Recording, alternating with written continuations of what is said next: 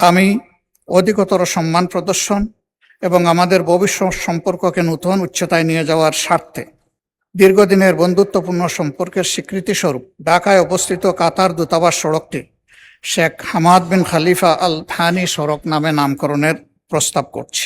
অতএব আমি প্রস্তাব করছি যে বাংলাদেশ জাতীয় সংসদের কার্যপ্রণালী বিধির 147 বিধি অনুসারে বিষয়টি জাতীয় সংসদে বিবেচনা করে আলোচনাক্রমে সর্বসম্মতিক্রমে গৃহীত হোক এবং প্রয়োজনীয় ব্যবস্থা গ্রহণের জন্য মাননীয় সংসদ নেতা ও প্রধানমন্ত্রীকে আমি বিনয়ী অনুরোধ জ্ঞাপন করছি।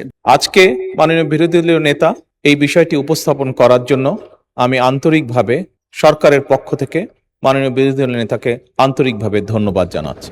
জাতীয় সংসদে বিরোধী দলীয় নেতা ডাক্তার শফিকুর রহমানকে আন্তরিক ধন্যবাদ জানিয়েছেন প্রধানমন্ত্রী তারেক রহমান। কাতারের সাবেক আমির শেখ হামাদ বিন খলিফা আল থানির নামে একটি সড়কের নামকরণের প্রস্তাব উত্থাপন করায় এবং জুলাই স্মৃতি জাদুঘর 5 আগস্ট উন্মুক্ত করার সিদ্ধান্তের পক্ষে ইতিবাচক বক্তব্য প্রদানের জন্য সংসদ নেতা ও প্রধানমন্ত্রী তারেক রহমান তাকে ধন্যবাদ জানান। বিরোধী দলীয় নেতা বলেন, গত 12 জুলাই শেখ হামাদ বিন খলিফা আল থানির মৃত্যু শুধু মুসলিম উম্মাহর জন্যই নয়, বাংলাদেশের জন্যও এক গভীর ক্ষতি। তিনি উল্লেখ করেন, শেখ হামাদের দূরদর্শী নেতৃত্বেই কাতার বিশ্বমঞ্চে একটি আধুনিক, সমৃদ্ধ ও প্রভাবশালী রাষ্ট্র হিসেবে আবির্ভূত হয়। তিনি আরও বলেন, তার আমলে বাংলাদেশ কাতার দ্বিপাক্ষিক সম্পর্ক অভূতপূর্ব উচ্চতায় পৌঁছেছিল।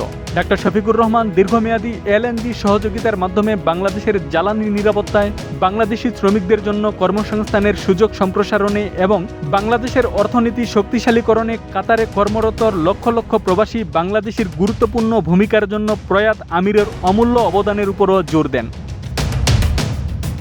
এই অবদানগুলোর পরিপ্রেক্ষিতে তিনি বলেন যে ঢাকায় কাতার দূতাবাসের সামনের রাস্তাটির নামকরণ শেখ হামাদ বিন খলিফা আল থানি রোড করা হলে তা প্রয়াত আমিরের উত্তরাধিকারের প্রতি একটি উপযুক্ত শ্রদ্ধাঞ্জলি এবং বাংলাদেশ ও কাতার রাষ্ট্রের মধ্যে দীর্ঘস্থায়ী বন্ধুত্ব ও সহযোগিতার একটি স্থায়ী প্রতীক হিসেবে কাজ করবে। তিনি বাংলাদেশ সরকারকে সর্বোচ্চ পর্যায়ে প্রস্তাবটি যথাযথভাবে বিবেচনা করার জন্য আহ্বান জানান।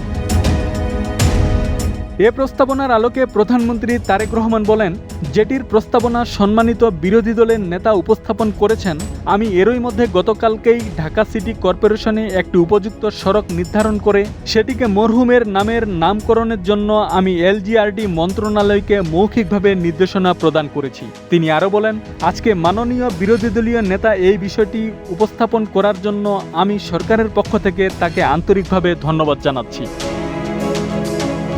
আব্দুস সালাম, প্রজন্ম 24।